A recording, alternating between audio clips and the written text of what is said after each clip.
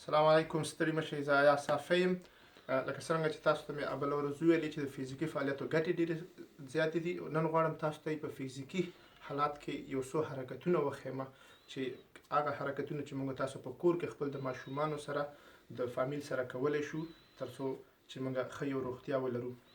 زه نن غواړم تاسو سره 15 حرکتونه وښیم. اول درته هر یو حرکت ښیم او په کوم ډول باندې کیږي او بیا 15 وړه حرکتونه یو دفعه باندې کوم او بیا تاسو باندې پرېږدم چې تاسو یې په خپل کور کې خپل ځان ماشومانو او فامیل سره وکړئ. صحیح ده. د هر څه نه مخکې نرمش ضرور دی. باید موږ تاسو خپل نرمش وکړو. نرمش د دې لپاره کوو چې تنفس مو ډیر شي، د زړه ټکان مو ورسره راوچت شي او موږ بدن ته پته ولګېږي چې موږ فزیکي حالت ته ځو. دې سره سره نرمش کولو کې هغه زخم یا خوږوالی یا انجوري چې ورته وایي د هغې نه موږ تاسو بچ کېدلی شو.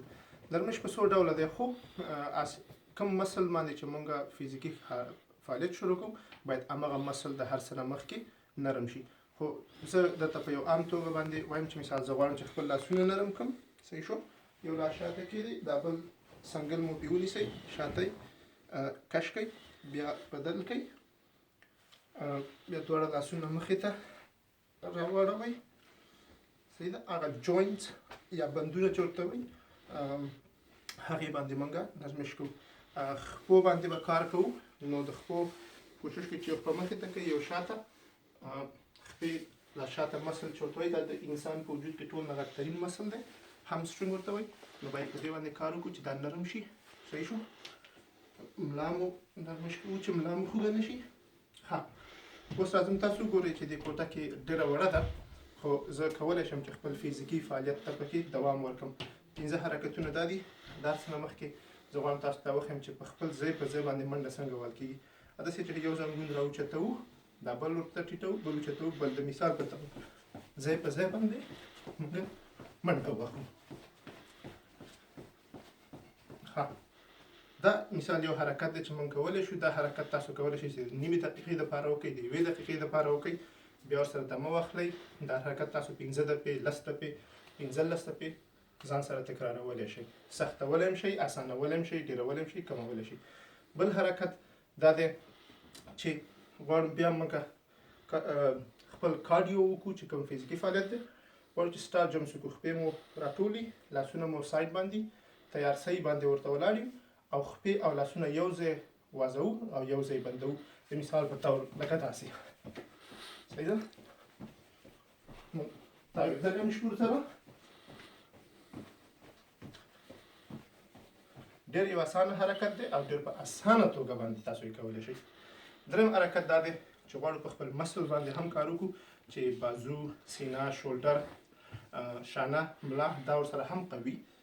د دې لپاره سینه کشي یا پرس اپس چې ورته وایي هغه کولی شو. بیا هم لاسونه ږدو، خپې شاته یو ځای هغه کوو، سیده، ملا سیده، یو، دو.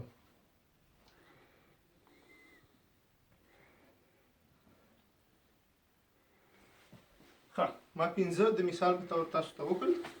تاسو کولی شئ چې 10 وکړئ، 15 وکړئ، 20 وکړئ، 100 وکړئ، 100 دقیقې وکړئ. کولی شئ چې دا حرکت هم وکړئ. څلورم حرکت مې دا دی سکواټس ورته وایي. سکواټس په څو ډوله باندې دی، خو د ټول وجود لپاره هم دی. زیاتره د خپو باندې هم کار کوي، خېټه باندې کار کوي، ملا باندې. نو موږ کولی شو چې په دې حرکت کې اوسو.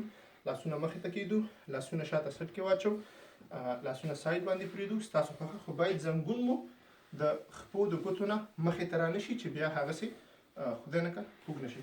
نو کولی شو په دې ډول باندې ښکته شو، پاسېږو. لکه څنګه چې په چوکۍ کې. نو که چاته ډېر سخت دی تاسو کولی شئ چې چوکۍ مو شاته کېږدئ، په چوکۍ باندې کښېنئ او پاڅېږئ. صحیح ده. دا کولی شو چې ثقیله هم کړو. ثقیله کولی په کوم ډول باندې شو؟ په داسې کښېنو، پاڅېږو، یو جمپ غوندې پکې وهو. او دا تاسو ته معلومات وشي چې په کوم څومره بیا لکه ګټه تاسو ته رسولی شي. کښېنو، پاڅېږو، جمپ وهو. صحیح ده. لاسونه لاندې، پاس. صحیح ده.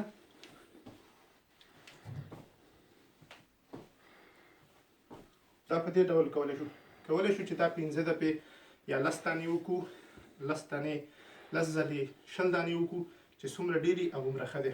اخرنی حرکت مې سوک وهنه ده چې موږ هوا کې سوک وهلی شو. سوک وهنه ډېره ښه ده، سټرس راکموي، انزایټي راکموي او غوسه هم راکنټرولوي چې په دې اوس وخت کې ورته ډېر ضرور ده چې موږ تاسو باید خپله غوسه راکمه کړو.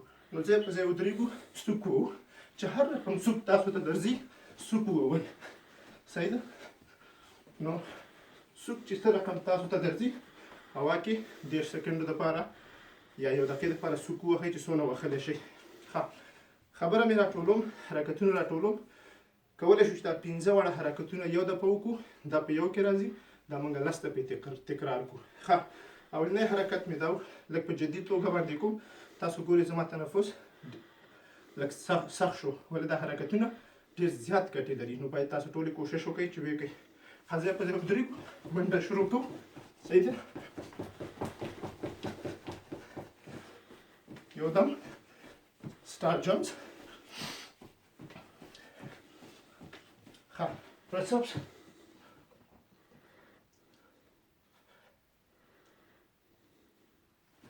Rapasego squats کوو.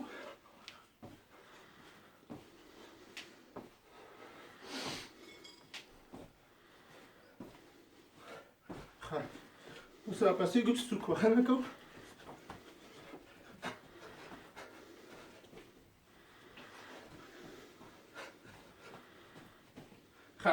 پنځه حرکتونه موږ کولی شو چې هر یو حرکت د 10 سکنډو نه والا تر منټه پورې اوږد وکړو، څومره چې ستاسو د فټنس لیول وي.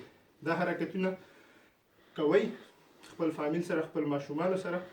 ماشومان مو په کور کې دي، نو کوشش وکئ چې دا حرکتونه ورسره وکئ تر هغې چې هغې روغ پاتې شي او تاسو هم په کور کې تنګ نه شئ. یو خبره مې چې د یاد نه ونځي، د اوبو بوتل به تاسو ته ښکاري. اوبه مه هېروئ فزیکي فعالیت وخت کې. اوس وخت کې ډېر ضرورت دی چې موږ تاسو ډېرې اوبه وڅښو او کرونا هم جدي ونیسئ، په کور پاتې شئ، روغ پاتې شئ. دا حرکتونه نورو سره هم شریک کړئ.